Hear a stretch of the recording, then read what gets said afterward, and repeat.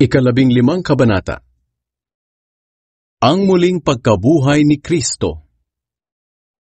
Mga kapatid, nais kong ipaalala sa inyo ang magandang balita na ipinangaral ko sa inyo. Ito ang aral na inyong tinanggap at hanggang ngayon ay pinaninindigan ninyo.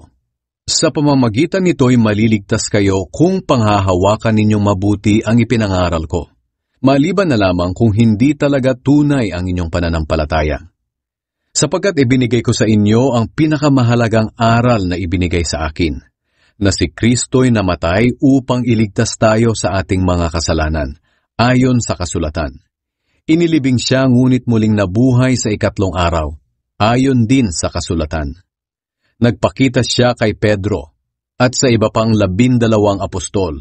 Pagkatapos, nagpakita rin siya sa mahigit 500 na mga kapatid na nagkakatipon. Karamihan sa kanila ay buhay pa hanggang ngayon, ngunit ang ilan sa kanila ay patay na. Nagpakita rin siya kay Santiago at pagkatapos sa lahat ng apostol. At sa kahuli-hulihan ay nagpakita rin siya sa akin. Ang katulad ko'y isang sanggol na ipinanganak nang wala sa panahon dahil biglaan ang aking pagkakilala sa kanya. Ako ang pinakahamak sa mga apostol at hindi nga ako karapat-dapat tawaging apostol. Dahil inusig ko ang iglesia ng Diyos. Ngunit dahil sa awa ng Diyos sa akin, naging apostol ako, at hindi nasayang ang biyayang ipinagkaloob niya sa akin, dahil higit akong nagpagal kung ihahambing sa ibang mga apostol, bagamat ito'y sa pamamagitan ng tulong ng Diyos, at hindi ng aking sarili lamang. Kaya nga walang pagkakaiba kung sila o ako ang nangangaral sa inyo. Ang mahalaga'y iisa ang aming ipinangangaral at iyon din ang inyong pinananaligan. Ang muling pagkabuhay ng mga patay. Ngayon, kung ipinangangaral namin sa inyo na si Kristo'y muling nabuhay, bakit sinasabi ng ilan sa inyo na walang muling pagkabuhay? Kung totoong walang muling pagkabuhay, nangangahulugan na maging si Kristo ay hindi rin muling nabuhay. At kung si Kristo'y hindi muling nabuhay, walang kabuluhan ang aming pangangaral, at wala ring silbi ang inyong pananampalataya. At hindi lang iyan, lalabas din na sinungaling kami tungkol sa Diyos, dahil ipinapahayag namin na binuhay niyang muli si Kristo. Ngunit hindi siya muling nabuhay kung talagang walang muling pagkabuhay. At kung si Kristo'y hindi muling nabuhay, walang silbi ang inyong pananampalataya, at hindi pa kayo napapatawad sa inyong mga kasalanan. At nangangahulugan din na ang mga mananampalataya kay Kristo na namatay na ay hindi naligtas.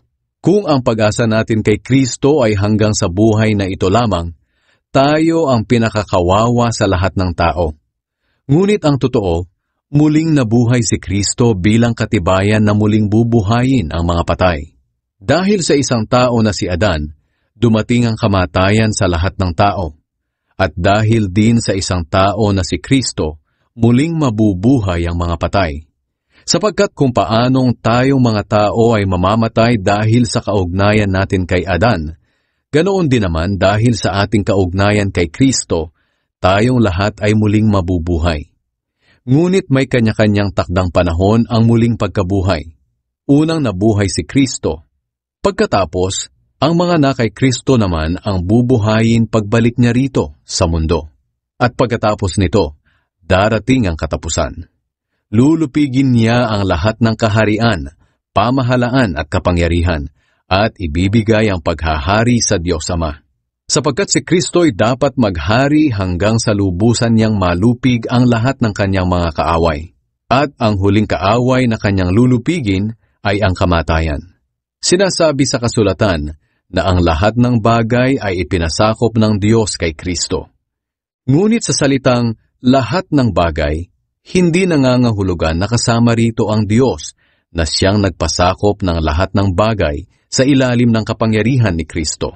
At kung ang lahat ay naipasakop na sa kapangyarihan ni Kristo, maging si Kristo ay magpapasakop sa Diyos na siyang naglagay ng lahat ng bagay sa ilalim ng kanyang kapangyarihan, upang ang Diyos ang siyang maghari sa lahat. May mga taong nagpapabautismo para sa mga namatay. Ano ang halaga ng ginagawa nila kung hindi naman muling mabubuhay ang mga patay? At bakit pa namin inilalagay ang aming mga sarili sa panganib oras-oras? Araw-araw akong nasa bingit ng kamatayan, mga kapatid. At kung paanong totoo na ipinagmamalaki ko kayo sa ating pakikipag-isa kay Kristo Jesus na ating Panginoon, totoo rin ang sinasabi kong ito. Nahihirapan ako dito sa Efeso dahil ang mga kumakalaban sa akin ay tulad ng mababangis na hayop. Kung ang paghihirap kong ito'y para lang sa kapakanan ng tao sa buhay na ito, ano ang kabuluhan nito? Kung totoong hindi na mabubuhay ang mga patay, mabuti pang sundin na lang natin ang kasabihang, kumain tayo't uminom, dahil baka bukas mamamatay na tayo. Huwag kayong palilin lang sa kasabihang iyan. Sa halip, ito ang inyong paniwalaan. Ang masasamang kasamay nakakasira ng mabuting ugali. Magpakatino kayo at talikuran nyo na ang kasalanan. Sinasabi ko ito upang mahiya kayo sa inyong sarili, dahil may ilan sa inyo na mali ang pagkakakilala sa Diyos. Ang katawan sa muling pagkabuhay. Maaaring may magtanong, paano bubuhayin muli ang mga patay? Anong uri ng katawan ang matatanggap nila? Ito ang isasagot ko sa taong iyan na walang nalalaman. Ang inihahasik na binhi ay hindi mabubuhay hanggat hindi ito namamatay. At kahit anong binhi ang itanim mo, trigo man o ibang binhi, magiging iba ang anyo nito kapag tumubo na.